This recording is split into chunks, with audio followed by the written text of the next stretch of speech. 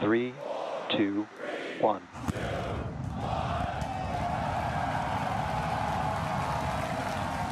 SpaceX launches Starship rocket and catches booster in giant metal arms.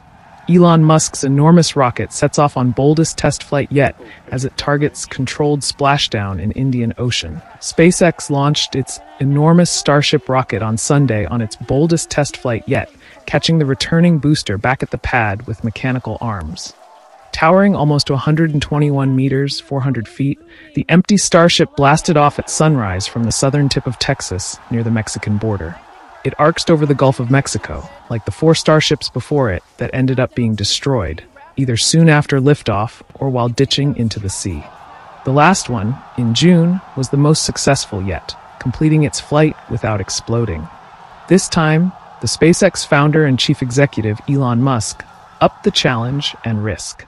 The company brought the first stage booster back to land at the pad from which it had soared 7 minutes earlier. The launch tower sported monstrous metal arms, dubbed chopsticks, that caught the descending 71-meter booster. "Are you kidding me?" SpaceX's Dan Hewitt observed with excitement from near the launch site. "I am shaking right now." "This is a day for the engineering history books," added SpaceX's Kate Tice from its headquarters in Hawthorne, California. It was up to the flight director to decide, in real time with a manual control, whether to attempt the landing. SpaceX said both the booster and launch tower had to be in good, stable condition. Otherwise, it was going to end up in the Gulf of Mexico like the previous ones. Everything was judged to be ready for the catch. Once free of the booster, the retro-looking stainless steel spacecraft on top continued around the world, targeting a controlled splashdown in the Indian Ocean. The June flight came up short at the end after pieces of it came off. SpaceX upgraded the software and reworked the heat shield, improving the thermal tiles.